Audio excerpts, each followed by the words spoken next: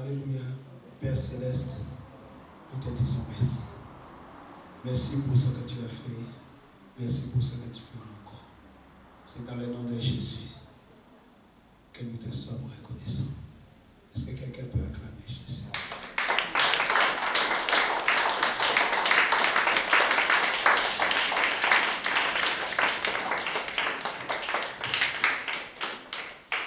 Tu vas prendre ta Bible avec moi dans 1 Samuel 3, verset 1. 1 Samuel 30, verset 1. La Bible dit 1 Samuel 3, pardon, pas 1 Samuel 30, 1 Samuel chapitre 3, verset 1. 1 Samuel chapitre 3, verset 1, nous nous tenons debout pour honorer la parole. Nous lisons. Le jeune Samuel accomplissait le service de l'Éternel auprès d'Élie. À cette époque, l'Éternel parlait rarement aux hommes. Et les révélations que Dieu leur montrait n'étaient pas fréquentes. Amos chapitre 8. Amos, le petit prophète, chapitre 8, nous lisons le verset 11 et le verset 12. Voici venir des jours, c'est là ce que je déclare, c'est là ce que déclare le Seigneur l'Éternel, où je répandrai la famine dans les pays. On aura faim et soif, non pas de pain ou d'eau, mais faim et soif d'entendre les paroles de l'Éternel. Alors ils erreront d'une mer jusqu'à l'autre, et puis du nord à l'est. Ils iront ça et là pour rechercher la parole de l'Éternel, mais ils ne la trouveront pas. Alléluia. Alléluia. Amen. Nous continuons. Nous allons dans les livres des Actes 18, verset 4. Actes 18. Actes chapitre 18. Nous lisons à partir du verset 4. Chaque sabbat, Paul prenait la parole dans la synagogue et cherchait à convaincre les Juifs et les Grecs. Quand Silas et Timothée arrivèrent de Macédoine, il consacra tout son temps à annoncer la parole. Il rendait témoignage aux Juifs que Jésus est le Messie. Mais ceux-ci s'opposaient à lui et l'injuriaient. Aussi, il secoua contre la poussière de ses vêtements et leur dit: si vous êtes perdus, ce sera uniquement de votre faute. Je n'en portais pas la responsabilité. À partir de maintenant, j'irai vers les non-juifs. Il partit de là et se rendit chez un certain Titus Justus. C'était un païen converti au judaïsme et sa maison était juste à côté de la synagogue. Crispus, le chef de la synagogue, crut au Seigneur, ainsi que toute sa famille. Beaucoup de Corinthiens qui écoutaient Paul crurent aussi et furent baptisés. Une nuit, le Seigneur lui-même parla à Paul dans une vision. N'aie pas peur, lui dit-il. Parle et ne te tais pas. Je suis avec toi. Personne ne pourra s'attaquer à toi pour te faire du mal, car il y a dans cette ville un peuple nombreux qui m'appartient. Alors Paul se fixa à Corinthe et pendant 1 an et demi, il enseigna la parole de Dieu. Nous prenons le chapitre 22 des Actes, le verset 18. Ou le verset 17 d'abord. Un jour, après mon retour à Jérusalem, pendant que je priais dans la cour du temple, je suis tombé en extase. Et j'ai vu le Seigneur. Il m'a dit: hâte-toi de quitter Jérusalem, car ses habitants n'accepteront pas ton témoignage à mon sujet. Inclinons notre foi. Éternel Dieu notre Père, nous te bénissons. Ta parole est la vérité. Car il est écrit que c'est l'Esprit de Dieu qui rend la vie, c'est l'Esprit de Dieu qui vivifie, la chair ne sert de rien. Voilà pourquoi nous assujettissons toute chair devant toi aujourd'hui pour laisser la place à ta parole, pour laisser la place à l'Esprit qui donne la vie, à l'Esprit de vérité. Père Céleste, tu dis que tu cherches des adorateurs qui t'adorent en esprit et en vérité. Nous sommes venus devant toi, Seigneur, sans hypocrisie. Nous voulons, Seigneur Dieu, élever ton nom et donner gloire à ton Saint-Nom. Voilà pourquoi aussi nous te demandons de prendre le contrôle total de ce moment. Père, nous humilions notre cœur devant toi. Enseigne-nous tes voies. Enseigne-nous tes statuts. Oh Seigneur mon Dieu, sers-toi de moi, Seigneur. Que je sois un instrument entre tes mains pour parler à ton peuple et amener ton peuple là où toi tu veux les amener. Dans la gloire de ton nom, Père. Je te bénis dans le nom de Jésus-Christ de Nazareth. Oh Dieu, toi qui fais du bien, laisse que ta miséricorde abonde en ce lieu. Laisse que ta bonté nous inonde ce matin. Fais-nous voir l'éclat de ta gloire. Viens briller sur nous, Seigneur. Que les âmes qui sont devant toi reçoivent, Seigneur, la restauration dont elles ont besoin. Que ceux qui ont besoin de guérison soient guéris ce matin, Père. Nous te bénissons, nous te donnons toute la gloire pour ce que tu as déjà fait et pour ce que tu feras encore. Père Céleste, en ton nom, donne gloire. Dans le nom de Jésus, nous t'avons prié. Amen. Amen. Amen. Amen. Est-ce que tu peux l'acclamer? Nous pouvons prendre place. Mes salutations à tous ceux qui sont là ce matin. Comme je l'ai dit, que la main de l'Éternel soit sur nous et que l'Esprit de Dieu nous enseigne. Ce matin, je parle de la nécessité de la vision de Dieu. La nécessité de la vision de Dieu. Alléluia. Nous avons lu ces passages et nous devons comprendre que tous les hommes et les femmes qui ont pu accomplir de grandes choses avec Dieu avaient tous quelque chose en commun. Ces leaders possédaient en commun une âme puissante que nous négligeons aujourd'hui. Une âme puissante capable de changer, capable de transformer, capable d'influencer le monde. Et cette âme, c'est une vision donnée par Dieu. Alléluia. La Bible nous dit que lorsqu'un peuple est sans vision, lorsqu'un peuple est sans révélation, c'est un peuple qui va à sa perte. Proverbe 29, verset 18. Un peuple qui n'a pas de vision, c'est un peuple sans frein. C'est un peuple qui est perdu. Quand il n'y a plus de vision, mes amis, le peuple est abandonné. Dieu a fait de nous ses enfants par le sacrifice de son Fils unique Jésus-Christ à la croix de Golgotha. Aussi nous sommes devenus des influences du royaume de Dieu sur la terre.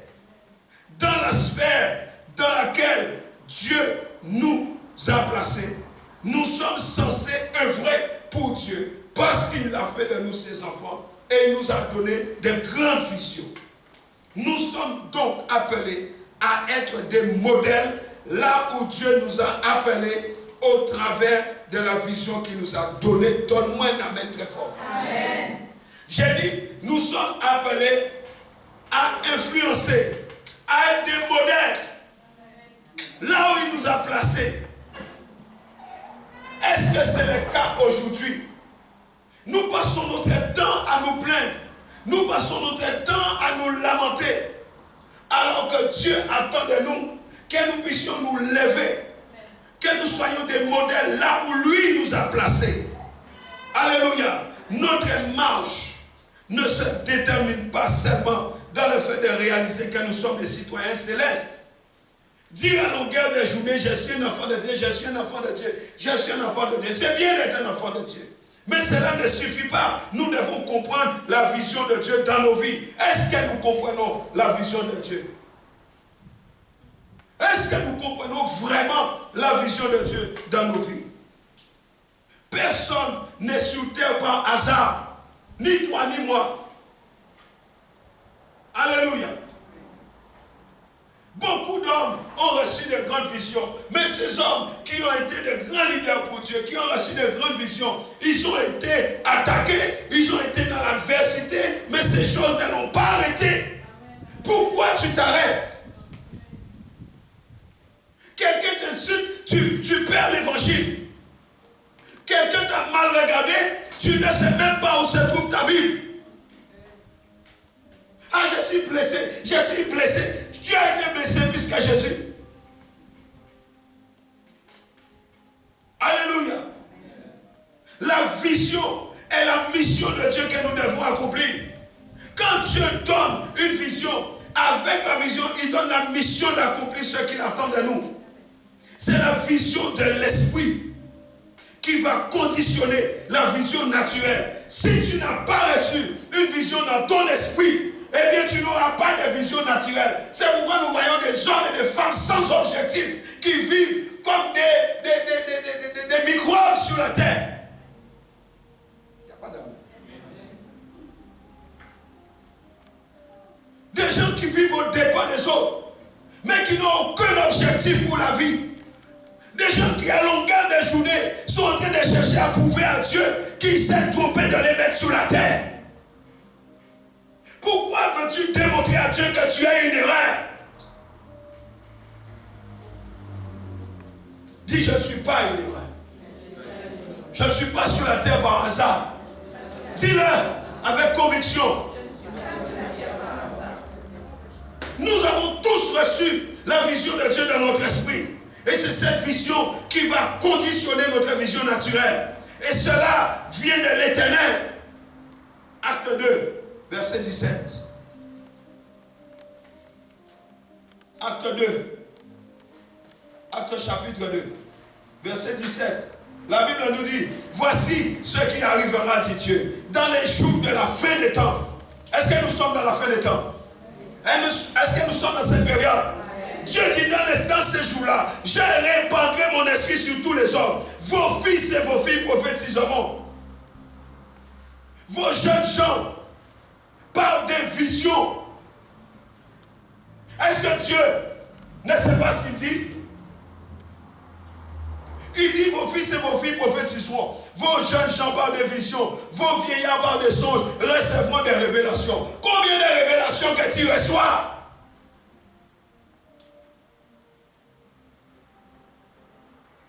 Dieu dit, vous recevrez des visions, vous recevrez des révélations. Mais au lieu de recevoir des visions et des révélations, c'est des cancans que tu reçois.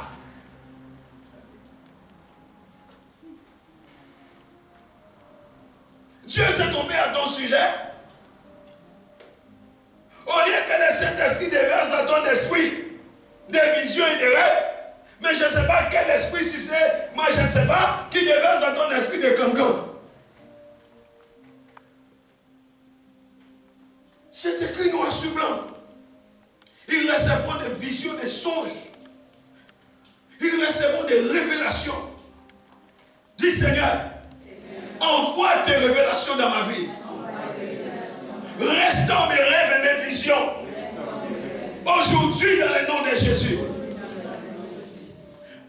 Bien-aimés dans le Seigneur, si nous ne marchons pas clairement selon la vision de Dieu qui nous a été donnée, nous sommes des aveugles.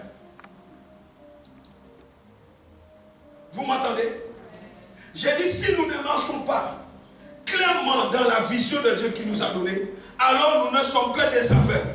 Et un aveugle qui conduit un autre aveugle, les deux vont tomber. Alléluia, ne te laisse pas conduire par un aveugle, parce que tu vas tomber dans un trou. Nous avons une cécité spirituelle aujourd'hui. Nous marchons dans la confusion. Nous sommes dans le flou. Les enfants de Dieu sont dans la confusion avec le Saint-Esprit. Dis-moi que l'Esprit de Dieu est un esprit de confusion alors. La Bible dit que l'Esprit de Dieu, nous n'avons pas reçu un esprit de timidité pour que nous soyons dans la peur. Nous avons reçu un esprit de force, un esprit de paix, un esprit d'amour. Mais aujourd'hui, c'est la confusion et l'héritage des enfants de Dieu. Les flous, on est toujours dans les flous. Dis, je sors dans les flous. Je sors dans les flous. Alléluia. La vision nous rend disciplinés, car elle nous donne un cadre de vie, afin de nous faire rentrer dans notre appel. Elle nous permet de savoir ce que nous sommes censés faire au travers de ce que nous sommes censés faire. Alléluia. Elle fonctionne avec le discernement. Dans nos relations bien-aimées, l'Esprit nous révélera en vision par le discernement quelles sont les personnes qui sont censées marcher avec nous. De près, l'Esprit va te les montrer. Ne fais pas les choses par les sentiments. Je m'entends bien avec quelqu'un, donc je prends la personne. Je m'entends bien avec quelqu'un, donc je prends la personne. Tu vas te tromper. Laisse choisir le Saint-Esprit. Laisse le Saint-Esprit te révéler. Mais la personne que le Saint-Esprit va te montrer, peut-être que tu ne vas pas l'aimer. La personne que le Saint-Esprit va te montrer, peut-être que tu ne choisiras jamais cette personne. Laissez-moi vous dire une chose. Qui allait prendre l'apôtre Paul pour un apôtre ici? Levez la main. Non, mais entre nous, qui allait choisir l'apôtre Paul ici pour prêcher l'évangile? Qui d'entre vous? Qui allait choisir Pierre? Quand il t'a régné 3 fois, tu allais les choisir encore? Tu allais dire, Pierre m'a trahi, Pierre m'a trahi. Mais ce n'est pas le cœur de Dieu. Oh, dis Seigneur, donne-moi ton cœur. Dis encore, Seigneur, donne-moi ton cœur. Regardez David. Saül a cherché à le tuer, mais il dit à qui je peux faire du bien dans la famille de Saül. Il a pris un infime estropié, Méphibosheth. Il l'a pris, il l'a mis à manger tous les jours à sa table. Il l'a restauré. Tu allais faire toi? Prendre le fils de ton ennemi pour manger à ta table, tu allais le faire? Répondez-moi. Non. Église, répondez-moi. Non. Dis Seigneur, donne-moi ton cœur. C'est beau de parler, c'est mieux d'agir. Dis encore Seigneur, change mon cœur. Dis encore Seigneur, change mon cœur, sors-moi dans les flous. Le discernement. Dans nos relations, l'Esprit va nous révéler en vision, par le discernement, quelles sont les personnes qui sont censées marcher avec nous de près. Celles qui le feront de loin, et il pourra aussi couper les relations qui bloquent notre destinée. Il y a des relations qui peuvent bloquer votre destinée. Coupez ça. Quand Dieu dit couper, c'est couper. Mais quand Dieu dit couper, c'est pas quand vous voulez, c'est quand Dieu dit de couper cette relation, il faut les couper. Parce que si vous ne les coupez pas, votre destinée sera foutue. Et je crois qu'il y a beaucoup de destinées qui sont bloquées parce qu'ils sont dans des relations bizarres. Dieu ne veut pas, mais toi tu veux absolument avoir la relation avec cette personne que Dieu a déjà dit couper. Mais toi tu maintiens la relation. Eh bien, maintiens toujours. Maintiens toujours. L'Esprit mettra sur notre chemin les bonnes connexions divines. Quelqu'un m'entend? C'est le Saint-Esprit qui mettra sur ton chemin les bonnes connexions. Les diables s'empressera pour mettre sur ton chemin les mauvaises connexions. Ne te trompe pas d'esprit. Ne te trompe pas d'esprit. Choisis le Saint-Esprit. C'est lui qui mettra les bonnes connexions sur ta route. Et quand l'Esprit de Dieu met ces connexions devant toi, c'est toujours pour te propulser dans ta vision, pour te propulser dans ton champ d'influence. Et alors, qui était à côté de David? Les hommes que personne n'allait choisir. Des bandits, des assassins. C'est eux qui ont emmené David à Hébron, à Hébron. C'est eux qui étaient là pour l'intronisation de David. J'avais commencé à aller dans les quartiers chercher des bandits. J'avais allé chercher dans les quartiers pourris des bandits, des assassins, des prostituées. J'avais commencé à aller les chercher. Vous rigolez? Moi je ne rigole pas. J'avais commencé à aller chercher des bandits, des assassins, des gens qui ont fait de la prison, des prostituées. Ceux-là vont m'introniser. Quand ils seront convertis, ils sauront quoi faire. Parce que des fois, les gens que vous pensez qui sont avec vous, ils sont contre vous. On les appelle des bloqueurs de destinée. Hello! Donne-moi un bon amen. Amen. Sois vigilant. Amen. Là, vous n'aimez pas ça. Hein? Vous disiez, ah, le pasteur, il va venir, il va me brosser les poils. Non, tu brosse dans l'autre sens. La vision nous garde disciplinés. Dis disciplinés. Comment? En nous donnant la motivation nécessaire afin qu'elle s'accomplisse. La vision te donne la motivation nécessaire pour qu'elle-même s'accomplisse dans ta vie. Habakkuk 2:2. Regardez ce qu'Habakkuk dit. Habakkuk 2, verset 2. L'Éternel répondit, écris cette révélation et grave-la sur les tablettes. Écris-la clairement pour que chaque lecteur la lise couramment. C'est une révélation qui porte sur un temps fixé, qui parle de la fin et n'est pas mensongère. Si même il faut attendre que vienne l'Éternel, attends-le patiemment, car il vient sûrement, il ne tardera pas. Et vous négligez la vision. Ça parle d'une image future qui suscite en nous une passion. Quand tu as reçu une vision, tu as reçu aussi une passion. Et cette passion nous pousse à son tour à la réalisation de la vision. Vision, passion, réalisation. Alléluia. Par une vision, Dieu nous révèle l'avenir. En nous montrant comment les choses pourraient ou devraient se dérouler. Il te le montre. Et cette image du futur fait battre le cœur des responsables et met leurs pensées en ébullition. Après qu'ils mettent en avant, qu'ils mettent en œuvre tout pour accomplir la vision. Quand vous recevez cela, vous commencez à chauffer. Vous ne pouvez pas vous contenir. On ne peut pas vous arrêter. Une vision claire nous donne à la fois une raison d'avancer et un but vers lequel courir. Tu as le but et tu as la raison. Il y a des gens qui font n'importe quoi. Ils ne savent même pas ce qu'ils font. Tu dis, mais pourquoi tu fais ça? Il ne sait pas. C'est pourquoi l'apôtre Paul dit que nous ne courons pas comme en battant l'air. Alléluia. Notre vision, bien-aimée, doit directement découler de la révélation que nous avons du Christ et de sa cause. Ta révélation vient d'où? De ton imaginaire. Ta révélation doit venir directement de la révélation. Ta vision doit venir directement de la révélation que tu as du Christ et de son œuvre. Et ça, c'est le projet qui plaît à Dieu, auquel nous voulons rendre toute la gloire. Tout ce qui intéresse le Fils de Dieu intéresse Dieu. Si tu mets Jésus de côté, ça n'intéresse pas Dieu. En tant que leader,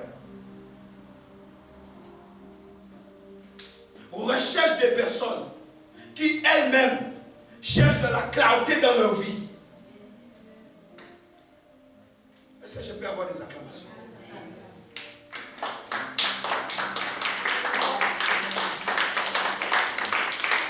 Je répète ce que j'ai dit. J'ai dit en tant que leader, nous devons rechercher des personnes qui elles-mêmes cherchent de la clarté dans leur propre vie en développant et en travaillant la vision de Dieu en nous. Si Dieu donne une vision pour le ministère, mais je ne peux chercher que les personnes qui adhèrent à la vision. Parce que si je commence à mettre des personnes qui sont contre la vision, on va aller où? L'église va aller où? Chaque fois que tu mets quelque chose en place, il sera contre. Quand chaque fois que tu proposes quelque chose, il ne sera pas d'accord. Mais tu vas aller où? L'église va aller où? Les âmes vont aller où? Non, il faut chercher des personnes qui mettent de la clarté dans leur vie. Pas des personnes personnes assises dans les ténèbres, en train de toujours contredire tout ce que tu fais, mais des personnes qui sont éclairées. La Bible dit la révélation de tes paroles éclaire. Cherche des personnes qui ont la révélation de Dieu. Il n'y a pas d'amen. Qu'est-ce que tu fais avec des gens qui sont assis dans les ténèbres? Ils vont t'emmener où? La révélation de tes paroles éclaire et donne de l'intelligence aux saints. Acclame Jésus, s'il te plaît. Psaume 119, verset 130. Je ne suis pas en train d'inventer quoi que ce soit. Je suis en train de vous enseigner la parole de Dieu. Que vous l'acceptiez ou pas, cela ne changera rien. La parole restera toujours vivante et efficace. Elle ne changera pas. C'est à vous de changer. C'est à nous de changer. La vision de Dieu nous propulsera dans notre zone d'influence. Dieu attend de nous que nous soyons des hommes et des femmes influents. Tu es influent? Depuis le temps que tu as reçu le Saint-Esprit, quelle est ta zone d'influence? C'est un processus de révélation sans lequel le peuple périt. Proverbe 29, verset 18. Tu as dit que si tu ne reçois pas cela, tu périras. Tu peux prier en langue si tu veux. Tu peux jeûner si tu veux. Tu périras quand même. Parce que tu refuses de rentrer dans le processus de révélation de Dieu. Le monde attend que le Fils de révélation s'élève. Notre zone d'influence est où? Quand Dieu clarifie la vision dans le cœur des responsables, les choses bougent. Quand Dieu clarifie la vision, les choses commencent à changer. Vous ne verrez pas de changement sans clarté. Lorsque nous orientons notre vie dans le sens de la vision que Dieu a déposée dans nos cœurs, nos vies prennent une direction beaucoup plus nette et claire. Alléluia. Et cette vision de Dieu, ça peut venir de différentes façons. Ça peut venir de la lecture de la parole de Dieu, la méditation. Ça peut venir du fruit des témoignages.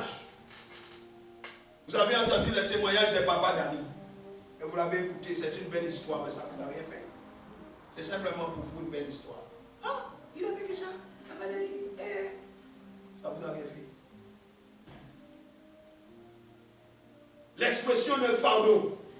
La vision peut venir par l'expression d'un fardeau. Un fardeau que Dieu dépose en vous pour prier pour les âmes, pour intercéder pour les âmes. Où est ton fardeau? Quel est ton fardeau? Pour qui tu pries dans la journée? Un fardeau que nous portons pour les âmes, pour notre ville, pour notre pays. Est-ce que tu as un fardeau dans le cœur? Ou bien ton fardeau c'est toi-même? Moi. On m'a dit, tu es toi-même ton fardeau. Ça n'intéresse pas Dieu. Alléluia. Isaïe 62, verset 1. Isaïe 62, verset 1. Oui, pour la cause de Sion, je ne me tairai pas. Vous lisez avec moi? Pour la cause de Sion, je ne me tairai pas. Et pour Jérusalem, je ne me donnerai aucun repos jusqu'à ce que sa juste délivrance brille comme l'aurore et son salut comme un flambeau qui brûle. Pour qui tu t'es privé des sommeils?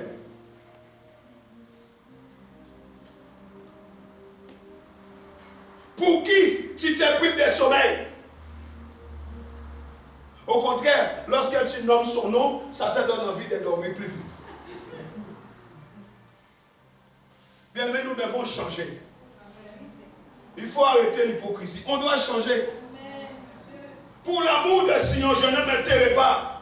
Je me lèverai, je prierai pour les âmes. Je prierai pour la délivrance des âmes. Je prierai pour ceux qui sont dans l'alcool, ceux qui sont dans la prostitution.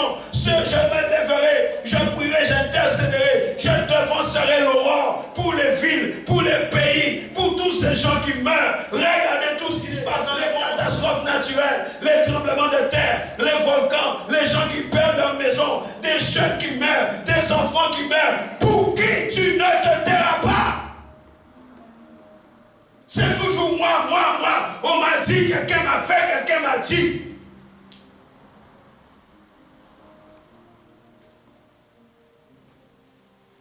Mais la cause de Dieu ne t'intéresse pas. Sion ne t'intéresse pas.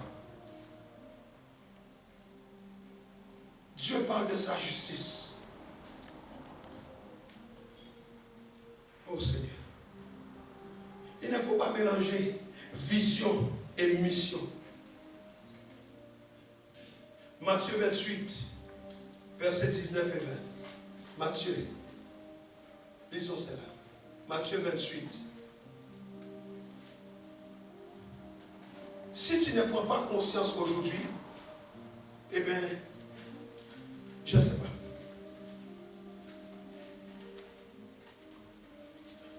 Matthieu 28, versets 19 et 20. Allez donc dans le monde entier, faites des disciples parmi tous les peuples, baptisez-les au nom du Père, du Fils et du Saint-Esprit. Et apprenez-leur à obéir à tout ce que je vous ai prescrit. Apprenez-leur à faire quoi? À obéir. Et voici, je suis moi-même avec vous chaque jour jusqu'à la fin du monde. Ce passage interpelle notre obéissance à annoncer l'évangile. Est-ce que tu annonces l'évangile? Je ne vais pas demander de lever les mains parce que je ne veux pas que tu sois dans la honte. Mais tu te connais toi-même, tu te reconnaîtras. Dieu aussi te connaît. Est-ce que tu annonces l'évangile?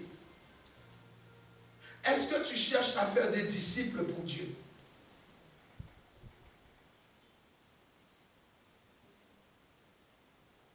Ce passage interpelle notre obéissance. La vision apporte un éclairage stratégique pour atteindre cet objectif dans un contexte donné. C'est ce que fait la vision. La vision nous éclaire. Elle apporte un éclairage stratégique dans ce contexte. Mais c'est pour que nous puissions accomplir notre mission. Mais vous bloquez. La seule chose qui nous intéresse, c'est nous-mêmes. La vision de Dieu cherche à définir un but à atteindre pour le futur. Et cela peut revêtir plusieurs facettes. Premièrement, où nous voulons aller en tant qu'Église. Où nous voulons aller. Deuxièmement, que croyons-nous de ce que le Seigneur désire que nous devenions? Qu'est-ce que tu crois que Dieu veut que tu deviennes? Troisièmement, quand voulons-nous y parvenir?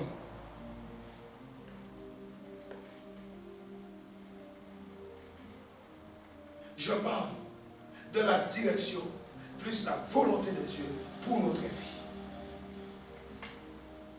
Regardez l'histoire d'Abraham dans Genèse 12, verset 1.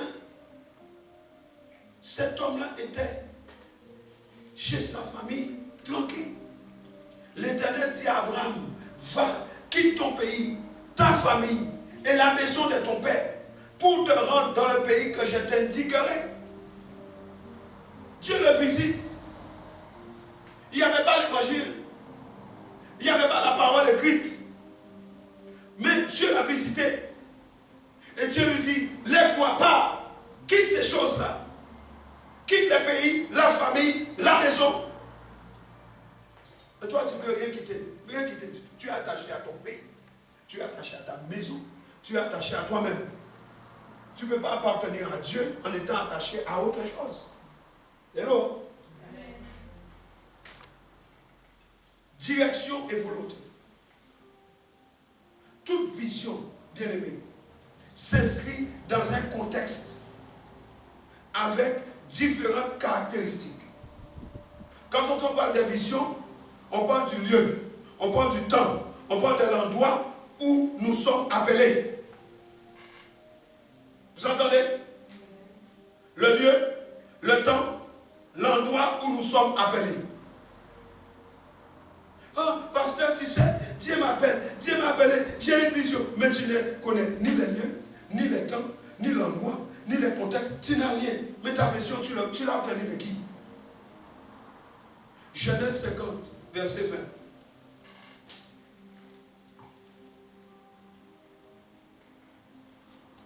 Vous aviez projeté de me faire du mal. C'est Joseph qui parle à ses frères. Vous aviez projeté de me faire du mal, mais par ce que vous avez fait, Dieu a projeté de me faire du bien en vue d'accomplir ce qui se réalise aujourd'hui. La vision, pour sauver la vie à un peuple nombreux. Eux, ils voulaient tuer Joseph par jalousie et méchanceté. Tout simplement parce que Dieu avait déposé en Joseph une vision pour les sauver eux-mêmes. Autrement dit, ils étaient en train de se combattre eux-mêmes. Parce que la vision que Dieu avait donnée à Joseph, c'était pour les sauver. Mais eux-mêmes, ils ne savaient pas que c'était pour les sauver que Dieu avait fait cela. Mais Joseph ne leur a pas voulu quoi que ce soit. Joseph n'était pas fâché contre eux. Parce que Joseph avait le cœur de Dieu. Joseph avait compris que la vision était plus importante que ce qu'il pouvait lui-même ressentir. Il dit non, ce n'est pas vous qui m'avez envoyé en Égypte. Ne croyez pas que parce que vous m'avez vendu comme esclave, c'est vous. Les Psaumes 105 dit, il envoya devant eux un homme. Joseph leur dit, vous, je reconnais que vous aviez prévu de me faire du mal. Je n'ai pas oublié que vous aviez prévu de me tuer. Mais Dieu a changé votre mal en bien pour qu'aujourd'hui, vous restiez en vie à cause de moi. Amen. Faites attention. Peut-être que vous êtes en train de combattre quelqu'un qui a la vision de Dieu pour vous sauver, vous et votre famille. Il n'y a pas de même. Ah, Seigneur, fais-nous grâce. Dis, Seigneur, fais-moi grâce. Joseph savait que c'était Dieu qui opérait dans sa vie. Est-ce que tu sais que Dieu opère dans ta vie? Joseph savait que c'est lui qui avait planté la vision. Joseph savait que c'est l'Éternel qui avait piloté les promesses prophétiques reçues à leur accomplissement. Il fallait que la vision arrive à son accomplissement. Quand Dieu te donne une vision, fais tout ton possible pour que ça arrive à l'accomplissement. Joseph savait que c'est Dieu qui avait conduit sa destinée de A à Z, de l'alpha à l'oméga. Et c'est par l'intermédiaire de Joseph que les promesses que Dieu avait faites à Abraham au sujet de sa descendance ont été préservées et restaurées. Dieu avait déjà, des années auparavant, fait la promesse à Abraham. Mais des années plus tard, Dieu l'a accompli en Joseph. Peut-être que les choses que Dieu a dites sur ma vie, cela va s'accomplir par ma descendance, par mes enfants, mes petits-enfants, peut-être plus tard. Je ne sais pas. Je ne sais pas. Mais nous devons considérer ces choses. Dieu avait dit ça à Abraham, mais cela s'est accompli en Joseph. Par qui la destinée de ta famille va s'accomplir? Tu veux tout détruire. Il en est de même avec Moïse pour Israël. Dieu va sauver un jeune garçon, un bébé, au travers des eaux, parmi les crocodiles du Nil. Il l'envoie chez son ennemi Pharaon, qui avait tué les enfants mâles de l'Égypte. Mais Dieu va utiliser Moïse pour Israël. Il va se mettre en marche vers la terre promise, des siècles après la promesse de Dieu. Et cette promesse, Dieu avait fait à Abraham. Dieu avait fait à Abraham cette promesse qu'il devait rentrer à Canaan. Mais Israël, la jeune génération est entrée. Tout cela à cause d'hommes et de femmes qui ont agi fidèlement selon les paroles de l'Éternel. Bien-aimés dans le Seigneur, l'accomplissement des promesses de Dieu s'inscrit dans des temps et dans des contextes donnés. Il faut tenir compte de ces choses. Une vision s'inscrit dans les temps. Alléluia. assumer notre vision. Nous devons la prendre au sérieux. Où sont les visions qui t'ont été données dans ta vie? Quand tu es venu à l'évangile, des pasteurs ont prophétisé sur toi. Dieu t'a parlé. Tu as reçu beaucoup de prophéties. Où sont ces prophéties? Tu as tout oublié.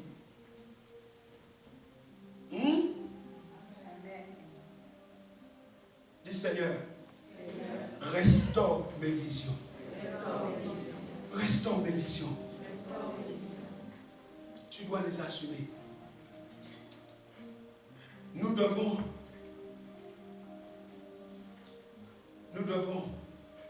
lui consacrer notre vie. C'est la raison pour laquelle Dieu a fait de nous des leaders, des rois, des leaders, des prêtres. Et sans la vision, nous ne pouvons réellement nous épanouir. Voilà pourquoi tu n'es pas épanoui. Hello? Voilà pourquoi tu n'es pas épanoui. Tu es en dehors de la vision que Dieu t'a donnée pour ton épanouissement. Comment tu peux être épanoui? C'est là notre appel. Et c'est ça pourquoi Dieu nous demandera des comptes. Il va te demander des comptes. Tu n'es pas sur la terre comme un microbe. Tu n'es pas sur la terre pour vivre comme les coronavirus. Dis, je ne suis pas sur la terre par hasard. Je suis une personne influente à cause de la vision de Dieu. Dis Amen. Le prophète Daniel, écoutez-moi bien, vous savez que le peuple de Dieu a été en Babylone en esclavage. Le prophète Daniel, lui, il avait compris que sa destinée était en jeu. Vous savez cela? Il avait compris que sa destinée était en jeu. Il a réalisé que le temps de déportation annoncé arrivait à son terme. Jérémie avait annoncé cela. Mais Daniel qui étudiait les Écritures, il s'est rendu compte que c'est arrivé à son terme. Il s'est alors inscrit dans la continuité d'une vision que portait tout le peuple. Et il a dit, le temps est arrivé de quitter la déportation. Si tu n'as pas de vision, tu périras. Ce n'est pas des calculs aléatoires. Ce n'est pas mathématique. 2 plus 2 égale 4. 2 fois 3 égale 6. 2 fois 4 égale 8. Ah, je connais ma leçon. Ce n'est pas ça. Si tu ne comprends pas la vision de Dieu, tu mourras. Daniel avait pris à cœur d'étudier les Écritures. Il a compris que là, le temps est arrivé, c'est fini. La déportation qui avait été annoncée par le prophète Jérémie, c'est fini. Nous pouvons sortir. Mais à cela était lié aussi, quoi? La destinée de Daniel. Si Daniel n'avait pas reçu cela, sa destinée serait aussi endommagée comme tout le monde. À toi qui dis, ah, moi je ne suis pas concerné. Moi je suis de mon côté, débrouillé. Que les autres se débrouillent seuls. Ah bon? C'est ça que tu crois? C'est ça que tu crois? Rappelle-toi de ce que Mardoché a dit à Esther. Mardoché a dit à Esther, ah bon, tu ne veux rien faire. Là aujourd'hui tu es reine, tu t'assieds, tu manges des sangliers grillés et tu t'en fous pour les autres, il n'y a pas de problème. Mais sache-le, les jours où on apprendra que tu es hébreu, tu vas mourir comme tout le monde. Elle n'a pas trouvé une solution. Qu'est-ce qu'elle a dit? Jeûnez pour moi. Soutenez-moi dans les jeûnes. Elle a compris qu'il fallait qu'elle se mouille comme tout le monde. Elle a compris qu'il fallait qu'elle descende dans la boue comme tout le monde. Qu'elle enlève, qu'elle mette de côté l'habit de reine pour être avec les autres et se battre avec les autres. Amen. Afin de tuer ces méchants amants. Et lorsqu'elle a compris cela, le roi lui a dit, il a tendu le sceptre. Tu veux le sceptre? Paye le prix. Dis à ton voisin, paye le prix. Non, mais vous voulez les cèpes en mangeant des McDonald's. Esther a payé le prix. Le roi lui a dit, que veux-tu que je te donne ma reine? Si c'est la moitié du royaume, c'est à toi. Alléluia. Alléluia. Amen. La vision donnée à un leader a une étendue plus large, car elle affecte l'ensemble du peuple de Dieu. La vision que Dieu m'a donnée pour l'Église, ça n'affectait pas seulement ma destinée, ça affecte tout le monde. Vous comprenez ce que je dis? Est-ce que vous me comprenez? La vision que Dieu m'a donnée pour l'Église, cela affecte toutes les personnes que Dieu m'a données. Même si ces personnes ne viennent pas, même si ces personnes ne veulent pas venir, même si ces personnes sont ailleurs, la vision que Dieu m'a donnée affecte leur destinée là où ils peuvent être. Comprenez bien ce que je vous dis.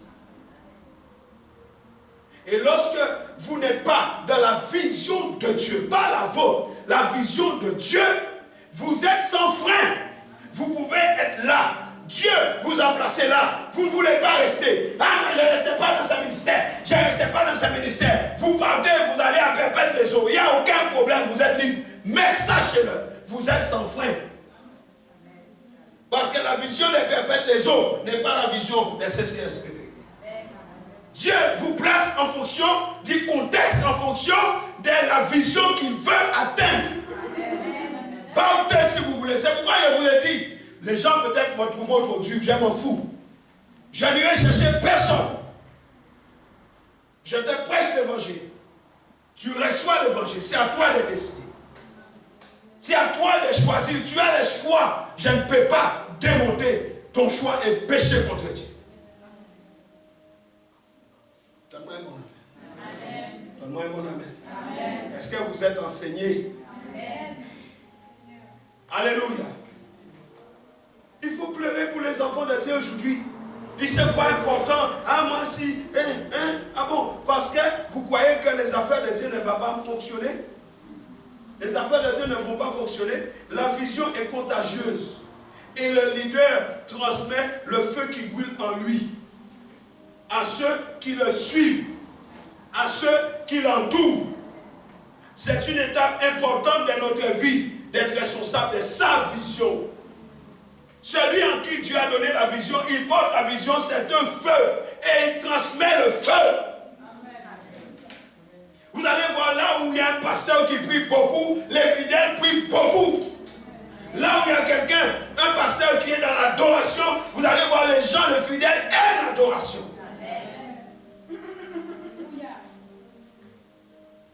Il transmet. Un homme ne peut donner qu'est-ce qu'il a reçu. C'est une étape importante de notre vie. Être responsable de sa vision. Nous devons l'assumer et la vivre. Dis Seigneur, aide-moi à assumer la vision et à la vivre, à la communiquer, à l'intégrer pleinement au nom de Jésus. Alléluia. Alléluia. Bien-aimé, la vision, c'est une révélation de Dieu dans notre esprit. Il dépose. Ce n'est pas quelque chose que tu apprends. Il dépose. Il amène une révélation, quelque chose que, une connaissance non apprise. Tu ne peux pas aller prendre des cours bibliques pour apprendre ça. C'est une connaissance non apprise que le Saint-Esprit dépose. Dieu, en nous communiquant une vision, indique par révélation un but à atteindre, les moyens à utiliser pour atteindre ce but. Quand il dépose ça, il dépose un but à atteindre. Il dépose aussi les moyens utilisés pour atteindre le but. Et parfois, spécifiquement, ou même géographiquement, il met le lieu de déploiement des moyens. Tu sais où ça va se déployer. Alléluia. Ce que je suis en train de dire, c'est que la vision répond à 3 questions. Les quoi? Quoi faire pour Dieu? L'apôtre Paul a dit, que veux-tu que je fasse pour toi? Que veux-tu que je fasse pour toi? Si tu as réussis la vision de Dieu, tu dois répondre à ces 3 questions. Que veux-tu que je fasse pour toi, mon Dieu? Deuxième question. Comment veux-tu que je fasse pour toi, pas pour moi? Je ne suis pas venu pour que tu me donnes de l'argent. Je ne suis pas venu pour que tu me donnes un mari. Je ne suis pas venu pour que tu me donnes un travail, pour que tu me donnes une maison. Mais toi, Seigneur, qu'est-ce que tu veux que je fasse pour toi? Comment tu veux que je fasse ça pour toi? Et la troisième question, c'est où tu veux que je fasse? Dieu dit à Jonas, va crier sur Ninive. Jonas parle dans le sens contraire. Jonas a perdu les où. Il part à Tarsis. Il choisit lui-même son où. Ton où n'est pas le où de Dieu. Ah, je quitte cette église, je quitte cette église, je quitte cette église. Ça, c'est ton où. Mais le où de Dieu. Hello. En tant qu'enfant de Dieu, je peux et dois avoir une influence sur le monde qui m'entoure. Quelle est ta zone d'influence? C'est toi qui es influencé par les gens. Matthieu 5, 13 à 16. C'est vous qui vous laissez influencer par les autres. Au lieu d'influencer les gens, c'est vous qui êtes influencés. Matthieu 5, 13. Vous vous laissez influencer par les gens. Écoutez ceci. Vous êtes le sel de la terre. Si ce sel perd sa saveur, avec quoi la salera-t-on? Ce sel ne vaut plus rien. Il n'est bon qu'à être jeté dehors et piétiné. Vous êtes la lumière du monde. Une ville au sommet d'une colline n'échappe pas au regard. Il en est de même d'une lampe si on l'allume. Ce n'est pas pour la mettre sous une mesure à grain. Au contraire, on la fixe sur un pied de lampe pour qu'elle éclaire tous ceux qui sont dans la maison. C'est ainsi que votre lumière doit briller devant tous les hommes. Nous avons la même Bible. Hein? C'est ainsi que votre lumière doit briller devant tous les hommes pour qu'ils voient le bien que vous faites et qu'ils en attribuent la gloire à votre Père Céleste. Dis Amen. Dis encore Amen. Est-ce que je vous parle de la vérité de Dieu? Voyez ce qui est écrit ici. Des fois, mon cœur me fait mal. Je vous assure. Mon cœur me fait mal. Des fois, dans ma méditation, je dis à Dieu, non, ce n'est pas possible. Je comprends les souffrances de beaucoup d'hommes de Dieu, de beaucoup de serviteurs de Dieu, des femmes de Dieu. Je comprends leurs souffrances. Parce que vous pensez que les hommes de Dieu sont des robots. Ils doivent absolument faire ce que moi je veux. Vous les avez moins. Peut-être que vous les avez appelés. Peut-être que vous êtes, mieux encore, vous êtes allé à la croix. Vous avez payé les sacrifices pour qu'ils soient serviteurs de Dieu. Non, fermez votre bouche, arrêtez de raconter des bêtises. Soutenez les hommes de Dieu, soutenez-les. La mission n'est pas facile. Ce sont les gardiens de vos âmes. S'ils sont mal dans leur peau, vous serez mal dans leur peau, dans votre peau. S'ils passent leur temps à pleurer devant Dieu parce que vous leur faites souffrir, Dieu viendra contre vous. Et Dieu dira, ce n'est pas à toi qu'on le fait, c'est à moi qui t'ai envoyé. Qui envoie le serviteur de Dieu? C'est l'Éternel qui l'envoie, c'est Jésus qui l'envoie. Vous faites souffrir les hommes de Dieu. Vous les faites souffrir. Regardez les témoignages, il y en a beaucoup. Il y en a même qui se suicident. Vous trouvez ça normal, bien-aimés? Ce n'est pas normal. Et non, on est tranquille. Alléluia. On lève les mains devant Dieu. Gloire à Dieu. Mais l'épée va te couper les mains. Tu vas perdre tes bras. Matthieu 5, 13 à 16 nous dit que nous sommes sel et lumière. Est-ce que nous prenons conscience de cela? Est-ce que nous prenons conscience de la vision de Dieu en nous? Est-ce que nous prenons conscience que la vision de Dieu en nous a un impact sur notre manière de vivre? Ce que je dis, bien-aimé, c'est que la lumière, la manière dont ma vision biblique du monde me poussera à vivre amènera le monde qui m'entoure à s'interroger. La manière dont je reçois la vision de Dieu, cela va amener les autres à réfléchir sur leur vie. Peut-être ton voisin, tes collègues de travail, ta propre famille, tes collègues, je dis, tes amis, les païens. La manière dont notre vision du monde va nous pousser à vivre, cela va les amener à réfléchir. Mais nous sommes pires qu'eux. Avec la vision de Dieu, nous sommes pires qu'eux. Ils ne peuvent pas réfléchir parce que quand ils nous regardent, ils disent c'est ça un chrétien. Au lieu de réfléchir, cela les pousse à blasphémer contre Dieu. L'évangile est blasphémé à cause des chrétiens. Dans tout ce qui est mauvais, nous sommes dedans. Comment voulez-vous que les païens viennent à Dieu quand ils voient notre manière de vivre, notre manière de nous comporter entre chrétiens? Combien les chrétiens se dévorent, les chrétiens s'insultent, se déchirent, font des cancans sur leur même des chrétiens qui sont frères et sœurs. Allez regarder leur comportement. Ils ont le même sang. 2 Corinthiens 3, 18. Regardez. Je vous ai dit, hein, des fois ça me fait mal. J'ai dit non Seigneur, ce n'est pas possible. Qu'est-ce que nous n'avons pas compris? Et je me pose la question à moi-même. J'ai dit Seigneur, qu'est-ce que moi-même je n'ai pas compris? 2 Corinthiens 3, 18. Dès qu'on entend l'évangile, on est assis là. Mais dès qu'on entend la parole de Dieu, on dit, ah, moi je ne suis pas concerné. Et on cherche dans notre petit esprit, dans notre petit cerveau, qui pourrait être concerné par la parole. Mais c'est à toi que Dieu parle. Il t'a convoqué ici, c'est à toi qu'il parle.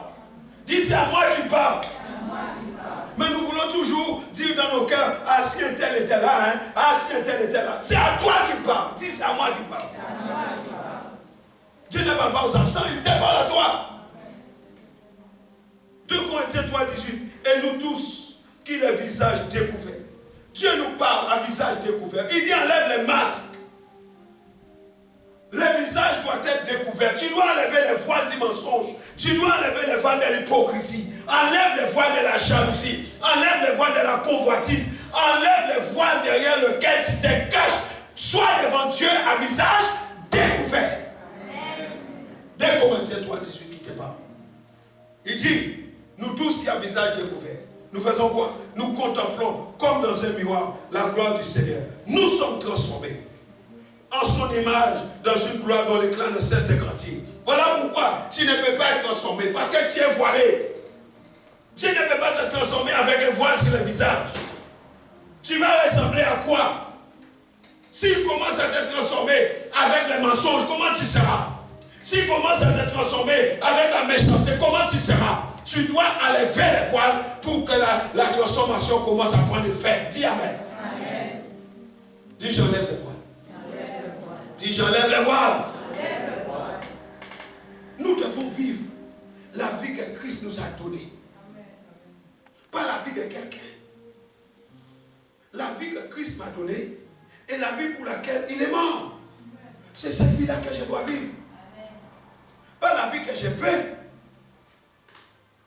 Entrons, bien-aimés, pleinement dans notre vocation. Parce que Christ nous a sauvés. Éphésiens 2:10, il nous a sauvés. Alléluia. Christ nous a sauvés. Dis Christ m'a sauvé. Dis encore Christ m'a sauvé. Dis-le encore, Christ m'a sauvé. La Bible dit, ce que nous sommes, nous le devons à Dieu. Ce n'est pas ton argent, ce n'est pas ton père, ce n'est pas ta mère. David dit, mon père et ma mère m'ont conçu dans l'iniquité. Ce n'est même pas eux qui ont fait de David le roi. Mais tu crois que tu es redevable à tes parents de quelque chose. Tu es redevable à Dieu qui a utilisé tes parents. Bénis Dieu pour tes parents. Mais n'aimez pas tes parents avant Dieu. Ce que nous sommes, nous le devons à qui? À Dieu. Dis ce que je suis. Je les dois à Dieu. Dis encore ce que je suis. Je les dois à Dieu. Dis le pasteur ne vante pas. C'est Éphésiens 2:10 qui le dit. C'est le devons à Dieu. Car par notre union avec le Christ Jésus, Dieu a créé pour une vie riche. Il nous a créé pour une vie riche d'œuvres bonnes qu'il a préparées à l'avance afin que nous les accomplissions. Pourquoi Dieu t'a créé? Il t'a créé pourquoi? Pour des œuvres bonnes. Pour que tu en fasses quoi? Pour que tu les accomplisses.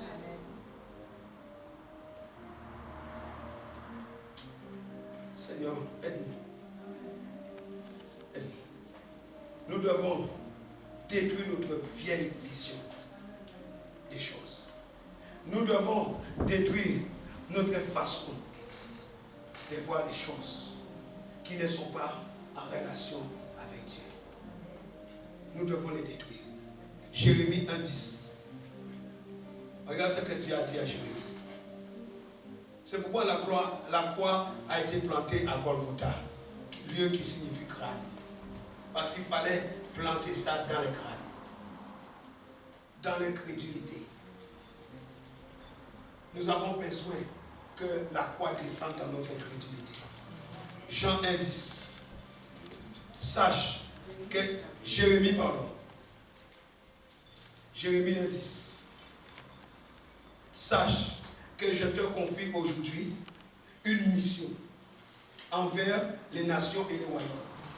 Voyez, Dieu dit à Jérémie, je te confie une mission envers les nations et les royaumes. Quelle est cette mission? Tu vas arracher, tu vas renverser, tu vas ruiner, tu vas détruire, tu vas construire et tu vas planter. Vous êtes là? Arracher, renverser, ruiner, détruire, construire, planter. 7 verbes d'action. Alléluia. Mais ça commence toujours par la destruction des vieilles choses. Dis Seigneur, détruis dans ma vie les vieilles choses. Détruis-les. Je déclare ce matin, par la grâce de Dieu, que je reçois l'onction pour ruiner, l'onction pour arracher, pour renverser, pour ruiner, pour détruire les mauvaises choses qui ont été plantées dans mon esprit. Je déclare ce matin qu'après les avoir arrachés, renversés, ruinés, détruits, je construis sur la base de la parole de Dieu. Je plante sur la base de la parole de Dieu. Car il est écrit que la parole de Dieu, la semence incorruptible de Dieu, a été plantée en moi. Merci Seigneur. Je dis amen à ça. Vous êtes là?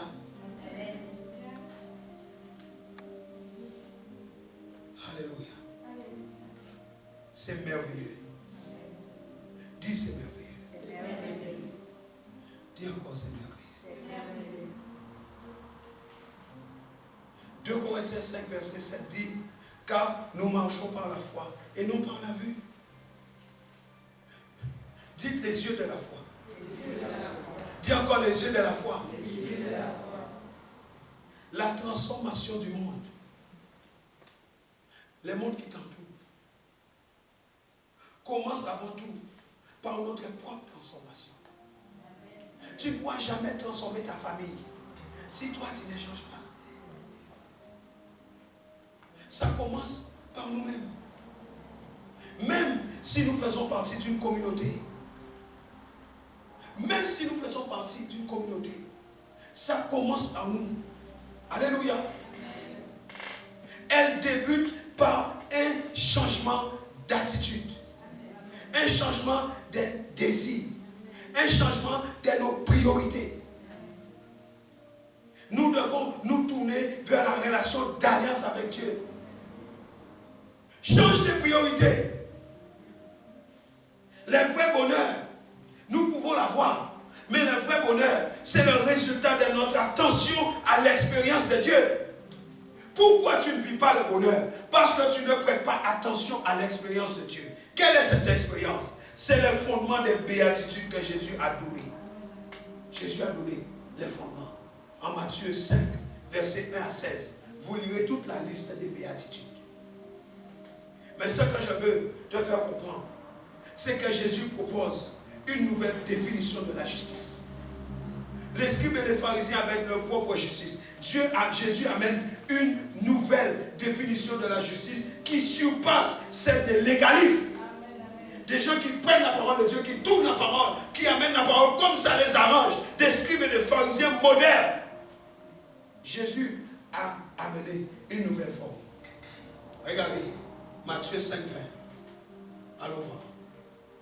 Matthieu 5, verset 20.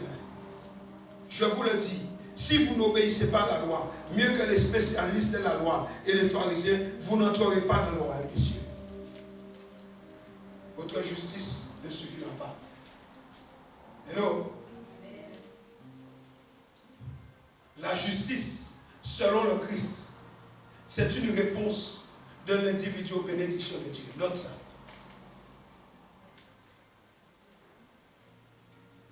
La justice, selon le Christ, c'est une réponse de l'homme aux bénédictions de Dieu.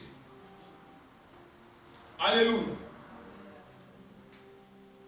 Dieu bénit les hommes. Oui, Dieu bénit. C'est écrit dans Genèse. Dieu bénit les hommes.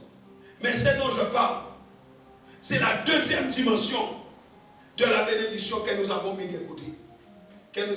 Nous avons mis de côté ça. Au sens d'expérience de Dieu en Jésus-Christ. Nous avons mis de côté l'expérience de Dieu en Jésus-Christ. Je parle de la conséquence de la transformation personnelle. Être béni est la source de l'expression de chaque disciple transformé. Note ça. Être béni, c'est la source de l'expression de chaque disciple transformé. Alléluia.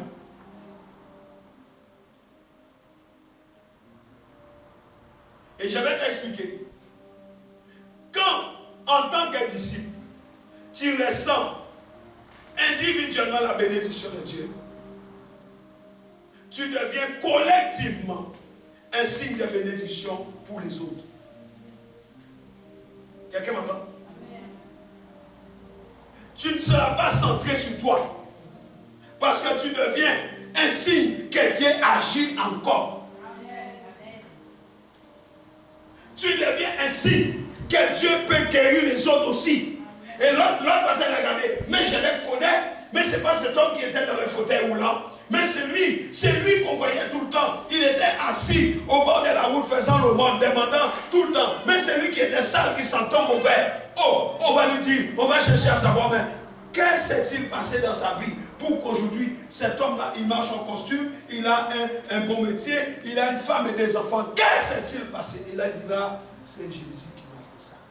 Il devient un signe de bénédiction pour les autres. Mais les gens qui passent le temps à dire, Jésus béni, Jésus béni, Jésus béni. Regarde bien si tu es béni. Tu es béni, et tous les jours tu demandes, prête-moi 10 €. Tu n'as pas à manger, tu es béni.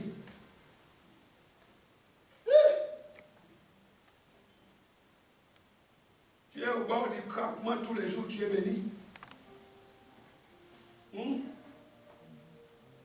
Tous les jours tu pleures. Je ne sais pas ce que je vais manger, mais je suis béni. Arrêtons de nous moquer de Dieu, Père. Soyons sérieux. C'est parce que tu n'as pas compris, ta situation n'a pas changé, parce que tu n'as pas compris que tu dois être un signe de bénédiction pour les autres. Lorsque tu commenceras à être un signe pour les autres, tu verras comment Dieu va déverser la bénédiction, la grâce dans ta vie. Joseph a été un signe de bénédiction pour Israël. Il n'y a pas d'amen. Mon amen est amen. Mon amen. J'ai dit amen. Tu dois être un signe. Tu dois être un signe. Alléluia. La rencontre quand les disciples transformés rencontrent les collectifs, la communauté, la rencontre a pour fruit que les disciples de Jésus-Christ deviennent collectivement le sel de la terre et la lumière du monde. C'est pourquoi Jésus dit, si le sel perd de sa valeur, mais avec quoi on va la saler? Alléluia. Regardons le verset 29.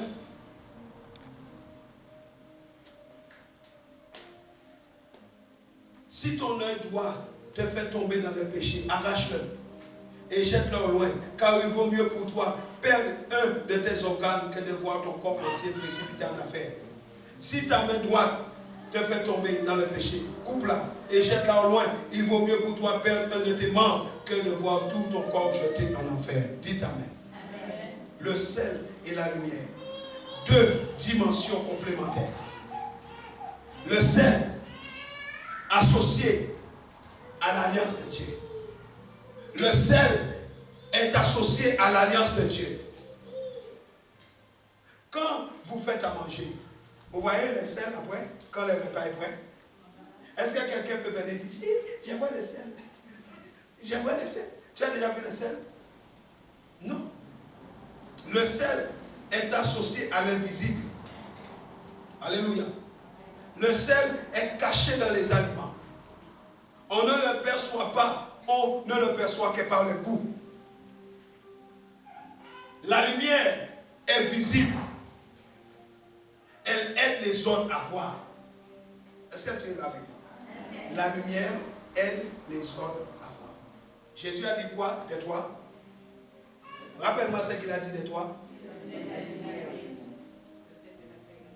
Donc en tant que sel, la dimension de l'invisible parle de ton alliance avec Dieu, ton secret dans la relation avec Dieu. Et en tant que lumière, il est question de comment tu apparais aux autres. La lumière est visible par les autres. Aucune lumière n'a jamais dit « je me suis vu ». La lumière est vue par quelqu'un. Donc en tant que lumière, tu dois être visible par les autres. Mais quelle image que tu envoies aux autres? Moi et moi. Tout est centré sur toi. C'est toi la nouvelle Jérusalem. Hello? Oh my God. La lumière aide les autres à voir. Tu dois aider les autres à voir. Tu dois aider les autres à voir. Le sel est enfoui. La lumière apparaît. Une vie basée sur une relation secrète avec Dieu en Jésus. Et également rendue clairement visible au monde pour que cette relation devienne un signe d'espérance aux autres. Ta vie doit être non pas un signe de découragement aux autres, mais un signe d'espérance. Quand les gens te regardent, ils ont envie de venir à Christ. Quand les gens t'écoutent, ils ont envie de méditer, de lire la parole, de donner leur vie, de continuer à aller de l'avant. L'espérance. Tu transmets l'espérance aux autres en les invitant à une transformation par la justice de Dieu en Jésus-Christ. Une transformation selon les valeurs du royaume de Dieu. Ces valeurs que je vous ai enseignées la dernière fois. Les valeurs. Voilà pourquoi nous devons élargir notre vision. Ésaïe 54 dit élargir l'espace de d'attente. Déploie les cordages, l'active les cordages. Qu'est-ce qui te retient pour que tu puisses être une personne influente pour Dieu? Qu'est-ce qui te retient pour que tu sois un signe d'espérance pour ceux qui sont en train de crever dans le monde? Voilà pourquoi nous devons élargir notre vision. Dis avec moi, Seigneur, aujourd'hui, qu'on ne me retienne pas, que mes cordages soient déployés dans toute sa dimension. Je le déclare dans le nom de Jésus. Je déploie mes cordages. Je déploie mes cordages. Dans toute sa dimension. Qu'on ne me retienne pas. Qu'on ne me retienne pas.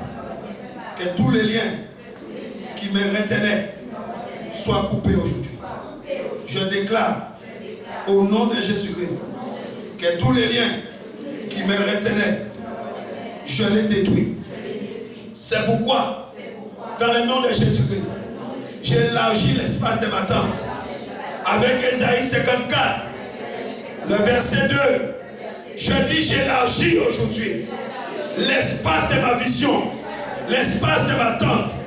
Je déploie largement les toiles qui m'abritent. Je ne vais pas les ménager. J'allonge mes cordages. J'assure mes piquets. Car je dois me répandre à droite comme à gauche. Je dois libérer l'influence du royaume de Dieu. À droite comme à gauche. Partout où je vais. Partout où je serai. Et je déclare que ma postérité est une postérité de conquérants. Je déclare que mes enfants sont des conquérants. Ils vont conquérir les nations, les royaumes, une génération de conquérants. Ma postérité conquérera des nations, peuplera des villes devenues solitaires. Voilà pourquoi je ne suis pas effrayé à cause de l'Esprit de Dieu en moi. Dis Amen à cette parole. Dis encore Amen à cette parole. Dis, il a fait de moi conquérant.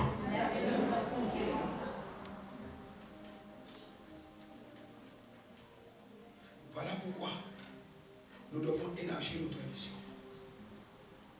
Et cela nous demande 6 étapes. Je vais vous les donner. Notez-les. 6 étapes. Étape numéro 1. Et nous allons prier cela. Et nous allons laisser le Saint-Esprit agir. Mais note tout d'abord. Étape numéro 1. Nous devons enlever la barrière dans notre esprit. C'est notre esprit. Nous avons établi une barrière nous-mêmes dans notre esprit. Nos raisonnements erronés peuvent nous éloigner de ce que Dieu a de meilleur pour nous. Nous nous bloquons nous-mêmes. Alors que ce n'est pas ce que Dieu dit. Éphésiens 2,7 nous dit quoi? Éphésiens 2,7. Notez le verset, je vous lis le passage. Nous nous bloquons nous-mêmes. Ce n'est pas Dieu qui te bloque, c'est toi. La Bible dit, il l'a fait afin de démontrer pour tous les âges à venir l'extraordinaire richesse de sa grâce. Il l'a manifesté en Jésus-Christ par sa bonté envers nous. Dieu a fait tout ça. Il a envoyé son Fils pour que nous puissions manifester sa puissance et sa grâce. Il ne nous a pas envoyés sur la terre pour nous plaindre, pour nous lamenter, mais pour que nous puissions manifester sa gloire. Mais nous nous sommes cachés.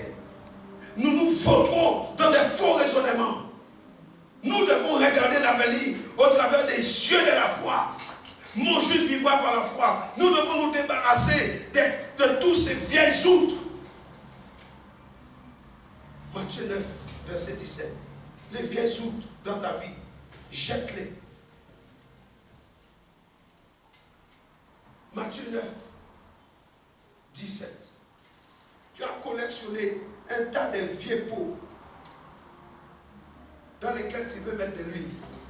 De même, on ne verse pas dans des vieilles outres du mou qui fermente, sinon le vin nouveau les fait éclater. Il se répand et les outres sont perdues. Non, on met le vin nouveau dans des outres neuves, ainsi le vin et les outres se conservent. Tu viens à l'église, tu entends la parole, on prie pour toi, on prie pour toi, on prie pour toi. Mais comme les outres sont mauvaises, quand tu arrives à la maison, le vin nouveau, l'esprit rafraîchissant que tu as reçu ici, quand tu arrives à la maison, tu n'avais pas changé d'outre.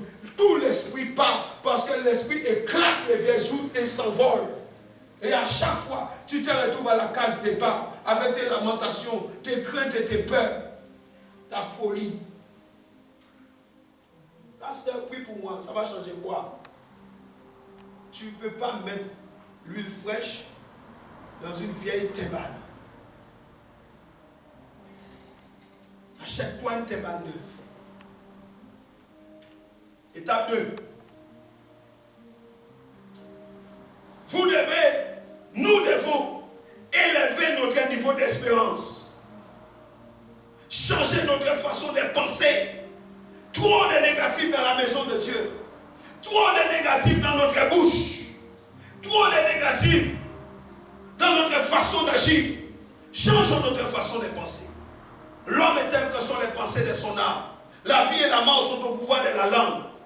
Nous devons reprogrammer notre esprit pour la victoire, pour le succès, pour la réussite. Ton esprit est tellement habitué à l'échec qu'aujourd'hui, ton esprit n'entend qu'un seul mot, échec. C'est ça que tu lui as enseigné. Tu as enseigné à ton esprit échec et tu veux l'amener à la victoire. Il ne connaît pas ces mots. Donc il t'emmène là où tu l'as enseigné. Reprogramme ton esprit pour la réussite et le succès. Nous devons nous attendre à ce que les choses changent en notre faveur. Pourquoi, quand tu te lèves le matin, tu t'attends toujours à ce que ça soit mauvais? Ah, je n'ai pas ça qui m'a rencontré. Ah, je n'ai pas ça bon au travail quand tu arrives. Ah bon? Tu te lèves le matin, mais tu t'attends toujours à quelque chose de mauvais. Quel est ton problème? Tu ne peux pas t'attendre à la faveur de Dieu? Amen. Tu ne peux pas t'attendre à ce que quelqu'un te bénisse? Amen. Mais pourquoi tu t'attends toujours à ce que quelque chose de mauvais t'arrive? Tu as un problème. Tu mérites une délivrance. Sois délivré au nom de Jésus. On va s'occuper de toi. On va s'occuper de toi. Troisième étape. Avant de lire ça. Colossiens 3, 12. Notez-le. Colossiens 3, 12. Regardez. Ainsi, puisque Dieu vous a choisi pour lui appartenir et qu'il vous aime. Dieu nous a choisis pour qu'on soit à lui. Il nous aime. La Bible dit, revêtez-vous d'ardente bonté, de bienveillance, d'humilité, de douceur, de patience.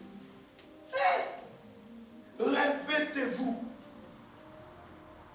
d'ardente bonté, comme un feu. La bonté dans ta vie, ça doit être comme un feu. Est-ce que tu brûles de bonté?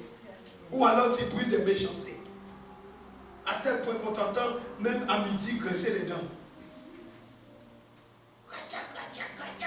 Tellement tu es en colère. Tu graisses les dents. Non, sois ardent de bonté. C'est écrit. Revêtez-vous d'ardente bonté, de bienveillance, d'humilité, de douceur, de patience. Supportez-vous les uns les autres. Et à toi, nous devons croire sans faille que Dieu a beaucoup de choses en réserve pour nous. Tu dois croire que Dieu a beaucoup de choses en réserve pour toi. Il a quelque chose de bon, beaucoup de choses, davantage de choses en réserve pour toi. Quatrième étape. 2 Corinthiens 10, verset 4. 2 Corinthiens 10, le verset 4. Paul dit, car les armes, écoutez bien, les armes avec lesquelles nous combattons ne sont pas simplement humaines. Elles tiennent la puissance de Dieu, qui les rend capables de renverser les forteresses. Oui, nous renversons les faux éléments. Nous les renversons. Pourquoi toi tu les accumules? Pourquoi toi tu les collectionnes? Renverse-les. Quatrième étape, nous devons rompre avec les barrières du passé. Beaucoup sont retenus par leur passé.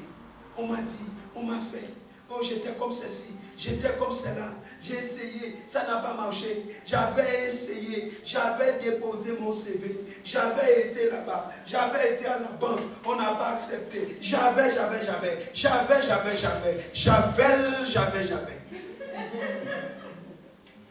prends la javel, tu blanchis tout, même les vêtements colorés sont devenus blancs. J'avais. Tu effaces tout. Nous devons rompre les barrières du passé pour pouvoir développer une vision fraîche. Développe une vision fraîche. La bataille, bien-aimée, frères et sœurs, écoutez-moi mes amis, la bataille se trouve toujours dans nos pensées. L'ennemi, le diable ne peut rien contre toi. C'est du cinéma. Il ne peut rien pour qu'il puisse te toucher, il faut qu'il te pousse toi-même à accepter qu'il va te toucher. Il est usé. Tant que tu demeures sous l'aile de Dieu, il ne pourra rien te faire. Ce sont des mensonges, il ne pourra rien.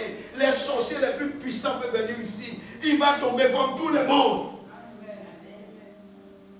C'est soit il est délivré ou il meurt. Ne croyez pas des bêtises que les gens racontent. Personne n'a vaincu Jésus. Personne ne vaincra Dieu. Dieu a dit, qui c'est les personnes n'a levé les doigts. Le diable a fait sa rébellion, mais il est où aujourd'hui? Il ne peut même pas se repentir, mais toi tu le peux. Nous nous laissons manipuler par notre pensée, par des faux raisonnements. La bataille se trouve toujours dans nos pensées. Arrêtez de dire ce que vous ne pouvez pas faire. Commencez à dire ce que vous pouvez faire. Mettez l'accent sur ce que vous pouvez faire. Arrêtez de regarder aux choses négatives. Je ne peux pas, je ne peux pas, je ne peux pas. Mais dis ce que tu peux faire. Amen.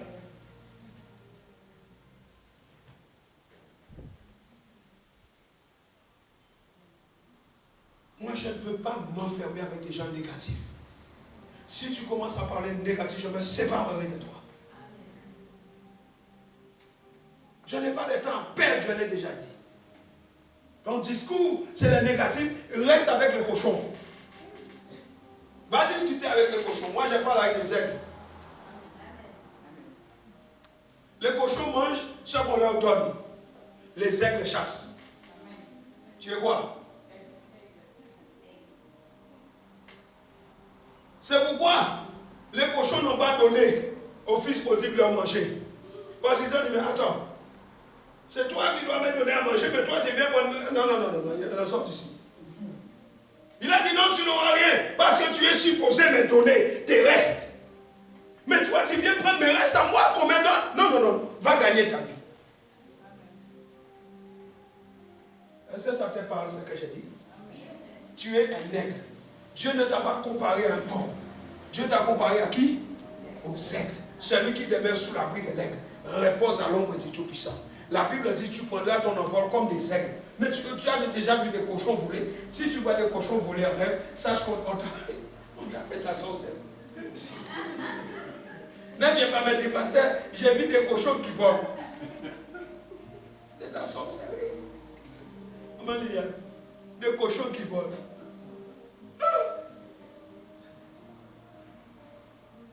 Tu dois rompre avec ces barrières du passé. Étape 5.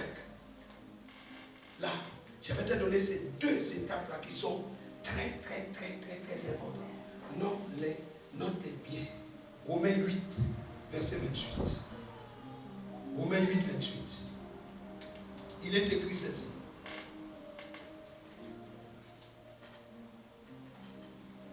Nous savons en outre que Dieu fait concourir toutes choses au bien de ceux qui l'aiment, de ceux qui ont été appelés conformément au plan divin. Et Marc 9, 23 dit, tout est possible.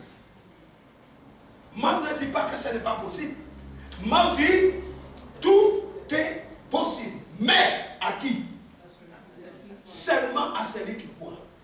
Si tu es incrédule, tu doutes de tout, tout te sera impossible. Mais dès l'instant que tu choisis de croire, dès l'instant que tu vas te positionner pour la foi, pour la confiance en l'Éternel, croyez-moi, rien ne vous sera impossible. Voilà pourquoi les choses nous résistent. Vous comprenez pourquoi? Même quand vous passez un examen, ça vous résiste. Même quand vous passez un concours, ça vous résiste. Même quand vous déposez un projet, les projets vous résistent parce que vous êtes incrédule. Tout ce que vous ne croyez pas va vous résister. Mais tout devient possible à celui qui a la foi. Si tu n'as pas la foi, tout va te résister. Parce que mon juste vivra par la foi. Qui est juste? Qui est juste? Ah bon, il n'y a pas de juste ici. Hein? Ah, Seigneur, fais-moi grâce, fais-moi bien. Mon juste vivra par la foi. Écoutez-moi, je vais vous donner une révélation. Écoutez-moi attentivement. La Bible dit dans Marc 9, 23, tout est possible à celui qui croit. D'accord? Et la Bible dit, mon juste vivra par la foi. Bon, écoutez-moi bien. Le diable, il sait que nous avons été justifiés par le sang de Jésus. On est d'accord? Il le sait, oui ou non? Il sait très bien. Je te déclare juste à cause du sang de l'agneau. D'accord? Donc, t'es sachant justifié par le sang. T'es sachant juste, connaissant que le ciel dit que tu es juste, lui il le sait. Il dit, ah, bon, d'accord, tu es juste, hein? Ok. Donc, la Bible dit, mon juste vivra par la foi. Donc, le diable, il regarde comment tu vis. Il regarde comment tu vis. Il dit, ah, bon, il est juste, mais il ne vit pas par la foi. Donc, j'ai le droit de bloquer sa vie. Et Dieu est juste. Vous comprenez? Dieu est un juste juge. Le diable dit à Dieu, ton fils là, il n'a pas la foi en toi. Et toi, tu as dit, mon juste vivra par la foi. Il ne vit pas par la foi, j'ai le droit de bloquer ça. Qu'est-ce que vous voulez que Dieu, le juge juste, fait? Il dit, ok, Dieu est obligé d'accepter.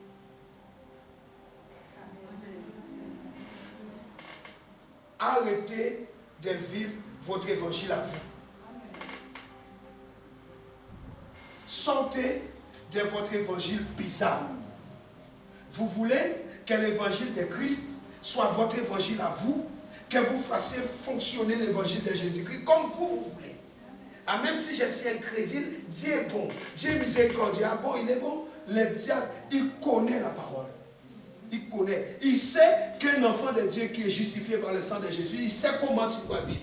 Il sait que tu dois vivre par la foi. Il sait que tu dois avoir confiance en Dieu. Tu es incrédule, tu ne crois en rien, mais tu es le premier à dire, Seigneur, bénis-moi. Dieu te bénit, le diable prend tout. Il a le droit de le prendre. Vous m'avez compris? Dieu est un juste juge. Il y a beaucoup de choses dans notre vie que le diable fait légalement. Légal. Par des moyens légaux, il récupère. Parce que c'est nous-mêmes qui cédons par notre incrédulité. Si tu ne vis pas par la foi, étant justifié, le diable a le droit de prendre. J'espère que tu as compris. Ça veut dire quoi? Nous devons veiller toujours à avoir une attitude de foi. Et la foi dans tout ce que tu fais. Et deuxièmement, tu dois proclamer la grâce de Dieu. Proclamer la grâce. Et une attitude de foi. C'est ça la cinquième étape. Grandir dans la grâce de Dieu. Parce qu'il est écrit, ma grâce se renouvelle de jour en jour. Tu dois grandir dans la grâce. Tu ne dois pas simplement rester dans la première grâce qui t'a été donnée le jour que tu es venu à Jésus. Mais tu dois grandir. Et la sixième étape, c'est vivre dans l'esprit de la grâce. Il ne suffit pas seulement de grandir dans la grâce, mais il faut vivre aussi par l'esprit de la grâce. Et pour vivre dans l'esprit de la grâce, tu dois commencer par avoir la bonté de Dieu. Pour commencer à avoir la bonté de Dieu dans les détails ordinaires du quotidien. Vivre dans l'esprit de grâce va t'amener à voir la bonté de Dieu dans tous les détails de ta vie. Tous les petits détails. La grâce de Dieu pousse les autres à vous traiter différemment. Quand tu marches dans la grâce de Dieu, les autres vont t'aimer. Les autres vont te secourir. Les autres vont te regarder différemment. Là où on va dire aux autres, non, toi tu ne passes pas, toi on va te dire rentre. Tu as oublié ton passeport. On a dit personne ne rentre ici sans passeport. Mais tu dis, monsieur, écoutez, je suis venu de loin. J'ai oublié mon passeport. Toi, on va te dire rentre. La grâce va t'ouvrir un chemin. La grâce fera en sorte qu'on va t'aimer. Qu'on va se battre pour toi. David avait la grâce sur sa vie. Des vauriens l'ont aidé. Des bandits l'ont aidé. Joseph avait la grâce sur lui. C'est lui qu'on a choisi. Potiphar a dit parmi tous les esclaves, donne-moi les bouées qui est derrière. On dit, oui, mais tu ne pourras pas l'acheter. Il dit, donnez-moi votre prix, je les prends. La grâce est entrée chez Potiphar. Toute la vie de la maison, toute la maison de Potiphar a changé. Lorsque tu as la grâce de Dieu sur ta vie, tu deviens un influenceur.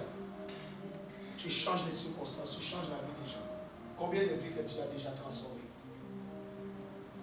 Combien de vies que tu as déjà maudit par ta langue fourchue? Combien de vies que tu as sauvées? À combien tu parles de l'évangile? Et combien de personnes que tu critiques à la seconde? La grâce de Dieu fera en sorte que les autres te traitent bien. Le traitement sera un traitement en ta faveur. Alléluia. Alléluia. C'est cette grâce qui nous dirige au bon endroit au bon moment. La grâce de Dieu fera en sorte que tu seras toujours au bon endroit au bon moment. Lorsque une difficulté arrive, un problème arrive, la grâce va te dire quitte cet endroit. Sors d'ici. Comme la grâce a dit à Paul, a empêché à Paul d'aller en Asie. La grâce de Dieu va te protéger. La grâce de Dieu fera en sorte que tu seras toujours au bon endroit au bon moment. Quand on vit dans la grâce de Dieu, les bénédictions de Dieu vont nous poursuivre et nous dépasser. Tu n'as pas besoin de courir après les bénédictions de Dieu. Quand tu vis dans la grâce, ce sont les bénédictions qui te courent après. Ce sont les bénédictions qui te rattrapent. Tu es béni d'entre les hommes. Tu es béni d'entre les femmes. Vous courez après la bénédiction. Je connais des gens qui font des heures sup. Ils sont en train de crever à petit feu. Ils font des heures sup et des heures sup pour gagner 100 €. Votre avenir dépend de combien d'heures que vous faites. Non, la grâce de Dieu vous élèvera à un niveau supérieur. Daniel avait la grâce de Dieu. Il avait l'intelligence 10 fois supérieure. Les jeunes, arrêtez de courir après du n'importe quoi. Cherchez la grâce de Dieu. La grâce de Dieu va t'élever à un niveau supérieur. Les gens vont te regarder. Les gens vont dire, mais qu'est-ce qu'elle a de plus que nous? Qu'est-ce qu'il a de plus que nous? Il n'est pas comme nous, il est différent. Oui, la grâce a le pouvoir de faire de toi un jeune homme, une jeune femme, une femme, un homme exceptionnel. Il y aura beaucoup de personnes comme toi. Ils peuvent parler comme toi, ils peuvent s'habiller comme toi, mais ils ne seront jamais toi, parce que tu es unique, unique. C'est la grâce qui fait ça. Vivre dans l'esprit de la grâce. C'est pourquoi tu dois proclamer la grâce de Dieu dans tous les domaines de ta vie, dans ton travail, dans tes études, dans ta maison.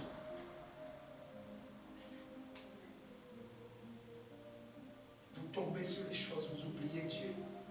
Dieu n'est pas votre priorité. Et vous étonnez que vous échouez.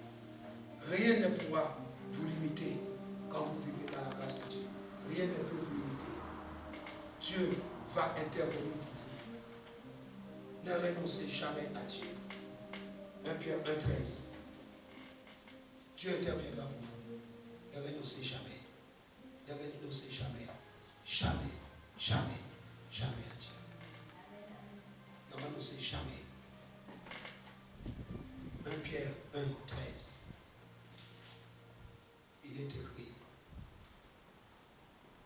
C'est pourquoi nous allons terminer avec ce passage. C'est pourquoi. Tenez votre esprit en éveil. Et ne vous laissez pas distraire. Mettez toute votre espérance dans la grâce qui vous sera accordée les jours où Jésus-Christ apparaîtra. Il viendra. Mettez votre espérance en lui. Dites, Jésus est mon espérance. Il ne m'abandonnera pas. C'est pourquoi je réveille mon esprit aujourd'hui à l'esprit de la grâce. Esprit de la grâce. Viens maintenant. Réveille mon esprit. Que tout ce qui est distraction qui m'empêchait de recevoir la grâce de Dieu quitte ma vie. C'est pourquoi j'ai dit à mon esprit, tiens-toi en éveil. Ne te laisse pas distraire. Au nom de Jésus,